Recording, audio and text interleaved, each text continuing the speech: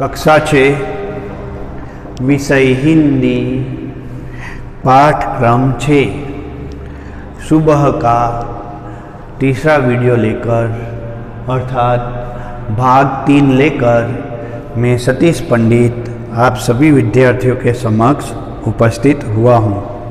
विद्यार्थियों, एक बार फिर से सर्वजीव हितावह श्री स्वामी नारायण कुमार शाला कण्वा गुरुकुल में आपका स्वागत है। विद्यार्थियों, हमने पाठक्रम 6 सुबह के 2 वीडियो में जो जानकारी प्राप्त की अर्थात मैंने जो जानकारी दी वह इस प्रकार से थी। सर्वप्रथम तो पाठ की समीक्षा प्रस्तुत की गई थी, तदंतर पाठ का मुख्य स्रोत जो पोलियो की बीमारी है, जिससे किस प्रकार भारतवर्ष में एक आंदोलन के रूप में यह बीमारी को दूर करने का प्रयत्न किया गया, उसके बारे में जानकारी मैंने दी थी। साथ साथ में पाठ वांचन भी किया और पाठ की समीक्षा आरंभ कर दी थी। पाठ सुबह में हम देखते हैं कि रेशमा नाम की एक लड़की है जिसे बचपन में पोलियो की खुराक नहीं दी गई, जिसके चलते उसे पोलियो हो गया अर्थात उसके पाँवों में लकवा हो गया और उसे तात्कालिक इलाज न मिला, वह अपाहिज हो गई, विकलांग हो गई। विद्यार्थियों, पोलियो की बीमारी इस प्रकार की है, भारत सरकार ने बच्चों को पोलियो न हो और उसे जीवन में कोई तकलीफ न उठानी पड़े, इसलिए एक आंदोलन के रूप में 5 वर्ष तक के सभी विद्यार्थियों को पोलियो की खुराक पिलाने का निश्चय किया था और कई वर्षों से यह कार्यक्रम चल रहा है, जिसके तहत हमारे देश में अब पोलियो की बीमारी बच्चों में नहीं देखी जाती। लेकिन फिर भी कुछ लोग ऐसा सोचते हैं कि पोलियो की 2 बूंद हमारे बच्चों को नहीं पिलाई जाएगी तो क्या फ़र्क पड़ेगा, और वहीं फ़र्क पड़ जाता है। रेशमा को भी ऐसा हुआ था, उसे पोलियो हो गया था, लेकिन वह दृढ़ इच्छा शक्ति वाली थी, मजबूत मनोबल की थी। दीपावली के समय में उसके घर में साफ सफाई हो रही है, वह अपनी माता श्री को कहती है कि हे मेरी माँ, मुझे भी घर के जो कामकाज है उसमें भागीदार बनाओ, अर्थात मैं भी घर का कामकाज करना चाह रही हूँ।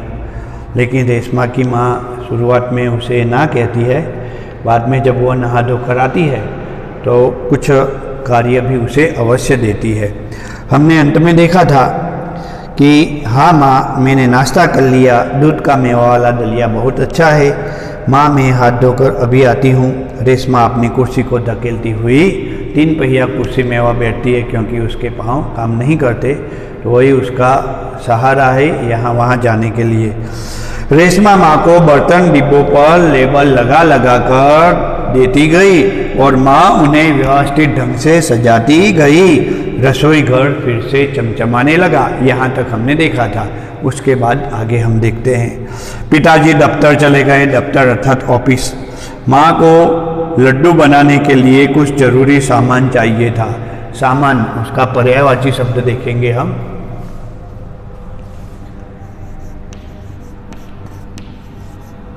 पर्यायवाची शब्द पाठ के महत्वपूर्ण पर्यायवाची शब्द यहाँ जो भी पाठ में आए। सामान, यहाँ वस्तु की बात की गई है। तो माँ ने कहा, माँ को लड्डू बनाने के लिए कुछ जरूरी सामान चाहिए था। क्या बनाने के लिए स्टूडेंट्स? लड्डू। लड्डू आपको पसंद है ना? कई बच्चों को लड्डू बहुत अच्छे पसंद होते हैं। तो यहाँ लड्डू की बात की गई है कि माँ को लड्डू बनाने के लिए सामान चाहिए था। गोलू तो बहुत छोटा था। गोलू कैसा था? बहुत छोटा। यहाँ कुछ विरोधी शब्द भी देखेंगे पाठ के साथ साथ हम। विरोधी शब्द को विलोम शब्द भी कहा जाता है, विरोधार्थी शब्द भी कहा जाता है। वह हम देखते हैं पाठ के साथ में व्याकरण भी लेंगे विद्यार्थियों। तो यहाँ हमने पर्यायवाची शब्द देखना आरंभ किया है, साथ में विरोधी शब्द देखेंगे। तो यहाँ शब्द आया गोलू बहुत छोटा है। बहुत, बहुत का विरोधी देखेंगे और बहुत का पर्यायवाची भी देखेंगे। बहुत का पर्यायवाची क्या होगा पता है विद्यार्थियों?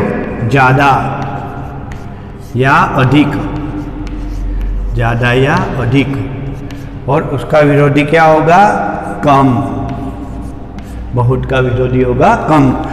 तो गोलू तो बहुत छोटा है। छोटा का विरोधी क्या होगा पता है ना? छोटा का विरोधी होगा बड़ा। छोटा तो बड़ा। गोलू कैसा है?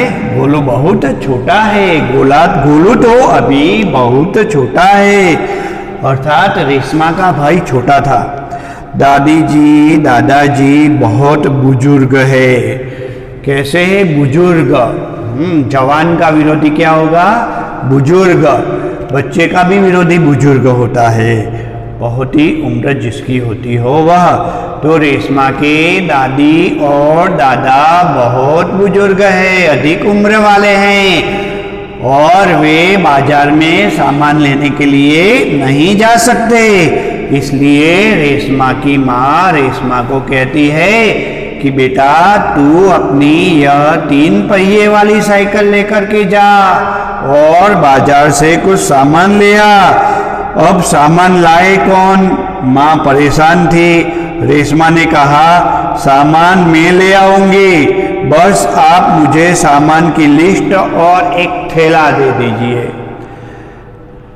माँ चिंतित है, वह सोचती है कि रेशमा को कैसे कहूँ, वह भी विकलांग है, 3 पहियों वाली साइकिल चलाती है। लेकिन रेशमा कहती है कि माँ आप चिंता मत कीजिए। देखो यहाँ हमें विद्यार्थियों रेशमा नाम की जो लड़की है उसकी निडरता देखने को मिलती है, उसकी ताकत देखने को मिलती है कि उसकी ताकत क्या है। आप देखिए कि वह एक अपाहिज है। कैसी लड़की है? अपाहिज और विकलांग। अपाहिज अर्थात विकलांग, विकलांग है, लेकिन उसका मनोबल कितना ज़्यादा है? अधिक मनोबल। उसका मनोबल जो है वह किसी भी प्रकार से कम नहीं है। तो यहाँ मनोबल बनाए रखने की बात की गई है कि मनोबल हमें हमेशा अच्छा बनाए रखना होगा। तुम ले आओगी अकेली? रेशमा की माँ ने प्रश्नवाचक शब्द किया है। एक प्रश्न हो गया उसके मन में कि यह मेरी लड़की अकेली ले आएगी? तुम ले आओगी अकेली? माँ ने पूछा। हाँ माँ, एक बार पहले भी तो लाई थी। रेशमा की आवाज में डरता थी। रेशमा का स्वर मजबूत था, उसकी आवाज में डरता थी कि माँ आप चिंता मत कीजिए, इस प्रकार का कार्य मैं पहले भी कर चुकी हूँ। मैं धीरे धीरे साइकिल चलाकर बाजार जाऊँगी और आप जो भी सामान मंगा रही है वह साइकिल में ही एक जगह में रखकर ले आऊँगी, एक स्थान में रखकर ले आऊँगी। तुम तो ले आओगी, लेकिन मेरा मन नहीं मानता, माँ ने कहा। लेकिन रेशमा ने विश्वास दिला दिया, तो ठीक है तुम ही ले आओ, लेकिन ध्यान रखना सारा सामान नुक्कड़ वाली दुकान से ही मिल जाएगा। थोड़ी देर बाद रेशमा सारा सामान लेकर लौटी। उसने गोलू को आवाज दी। गोलू, गोलू कौन है? गोलू है रेशमा का भाई।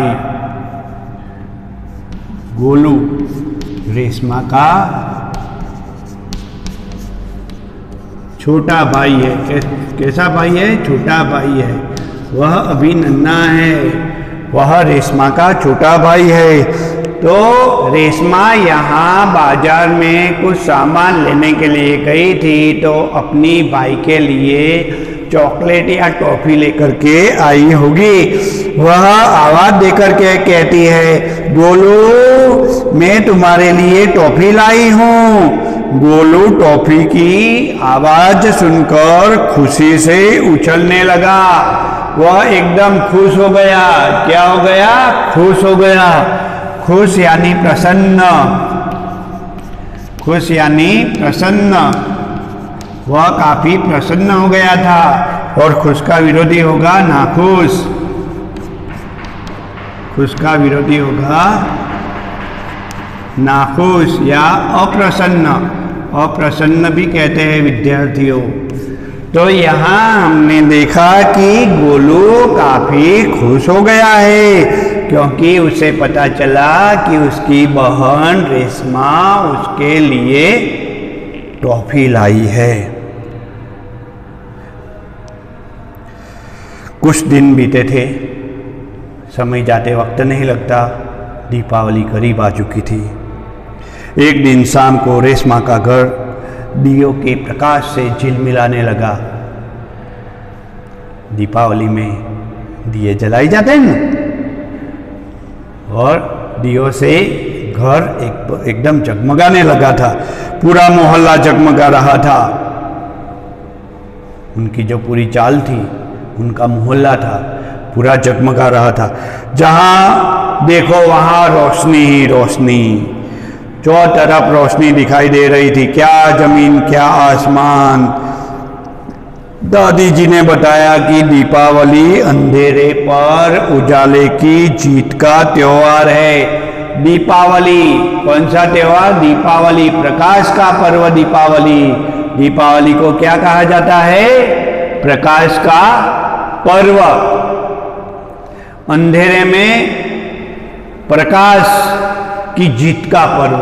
अंधकार को दूर भगाकर प्रकाश को फैलाने वाला कोई पर्व है तो वह दीपावली है। बुराई पर अच्छाई और असत्य पर सत्य की जीत होती है। इस दिन रावण को पराजित कर राम अयोध्या लौटे थे। विद्यार्थियों, आप तो गुरुकुल के विद्यार्थी हैं। आपको भगवान की कहानियां तथा वेदों का अध्ययन आपने अवश्य किया होगा। और यहाँ गुरुकुल में जिस प्रकार हमारे संतगण भगवान की जिस प्रकार की कहानियां सुनाते हैं, नीति विषयक बातें करते हैं, तो वहाँ आपने रामायण के बारे में जाना होगा कि किस प्रकार भगवान श्री रामचंद्र जी को वनवास हुआ था और वहाँ सीता का अपहरण रावण ने किया था। किसने किया था? रावण ने। और भगवान श्री रामचंद्र जी ने वानरों की मदद से रावण को युद्ध में पराजित किया और उसके बाद अयोध्या वापिस लौटे थे। और उसकी खुशी में कौन सा त्योहार मनाया जाता है? उत्तरायण नहीं, होली भी नहीं, दीपावली। कौन सा त्योहार मनाया जाता है विद्यार्थियों? दीपावली। भगवान राम अयोध्या में वापिस लौटे तो अयोध्यावासी बहुत खुश हो गए थे। रेशमा और गोलू बड़े ध्यान से दादी जी की बातें सुन रहे थे। मैंने आपको जिस प्रकार बताई और अनेक संतों महात्माओं से आपने तथा माता पिता के पास से तथा पुस्तकों के माध्यम से आपने यह कहानी सुनी होगी। यह कहानी नहीं है, एक घटना है, सत्य घटना है हमारे भगवान श्री रामचंद्र जी के बारे में। वह कहानी कौन सुन रहे थे? गोलू और रेशमा। कुछ देर बाद सबने मिलकर पूजा की और प्रसाद खाया। गोलू अपने दोस्तों के साथ पटाखे छुड़ाने में मग्न हो गया। कौन? गोलू अपने दोस्तों के साथ। दोस्त का समानार्थी क्या आएगा विद्यार्थियों? मित्र। आपके मित्र है ना। दुनिया में सबसे ज्यादा सुखी कौन रहता है? जो मित्र बनाता है। और दोस्त का विरोधी कौन होता है? दुश्मन। तो कभी किसी के साथ दुश्मनी नहीं करने की, किसी के साथ झगड़ा करना चाहिए नहीं। दोस्त तो दुश्मन होगा, दोस्ती का दुश्मनी होगा। गोलू अपने दोस्तों के साथ पटाखे छुड़ाने में मग्न था। रेशमा अपने दादा दादी के साथ फुलझड़ियां जला रही थी। इतने में रेशमा ने क्या देखा कि गोलू जिस पटाखे को बुझा हुआ समझकर उसके सामने खड़ा था और उसमें चिंगारियां पुनः प्रकट हो गई थी, जलने लगी थी। गोलू आगे बढ़ गया, लेकिन पटाखा ठीक उसके पीछे ही पड़ा हुआ था। वहां इस बात से वह अनजान था कि यह पटाखा ठीक उसी के पास फूटने वाला है। गोलू की पीठ पटाखे की तरफ थी। रेशमा चिल्लाई, गोलू गोलू बचो बचो, तुम्हारे पास पटाखा है। लेकिन आसपास में इतने सारे पटाखे फूट रहे थे कि गोलू को रेशमा की आवाज सुनाई ही नहीं दी। पटाखों के शोर में रेशमा की आवाज दब गई। बाकी लोग कुछ समझ पाते इससे पहले रेशमा जल्दी जल्दी अपनी 3 पहियों वाली कुर्सी को धकेलती हुई एकदम जल्दी से गोलू के पास जा पहुंची। उसने अपनी कुर्सी को तेज बढ़ाया था और वो जिस दिशा में जा रही थी वह जमीन थोड़ी नीचे थी, इसलिए बहुत रफ्तार के साथ उसकी 3 पहिया साइकिल चल रही थी। और उसके बाद तो जोरदार एक धक्का मारा उसने गोलू को। गोलू नीचे गिर गया और रेशमा भी आगे जाकर के वह 3 पहिया साइकिल के साथ गिर गई। लेकिन यहाँ बात उल्टी हो गई, रेशमा नीचे गिरी, ऊपर साइकिल गिर गई। लो कर लो बात, क्या कल्याण हो गया। यहाँ कल्याण नहीं हुआ लेकिन एक दुख भरी परिस्थिति हो गई। जोर का धमाका हुआ, जोरदार विस्फोट हो गया। रेशमा की फुर्ती ने गोलू को जलने से बचा लिया। गोलू को कुछ समझ में नहीं आया कि आखिर उसको धक्का दिया तो किसने दिया। धमाके की आवाज सुनकर माँ और पिताजी दौड़े चले आए कि यह घर के एकदम सामने किसने इतना बड़ा पटाखा फोड़ा है। कुर्सी रेशमा के ऊपर थी और रेशमा कुर्सी के नीचे। पिताजी ने कुर्सी को सीधी किया और रेशमा को ऊपर बिठा दिया। रेशमा भयभीत थी, भयभीत यानी वह डर गई थी। बोली,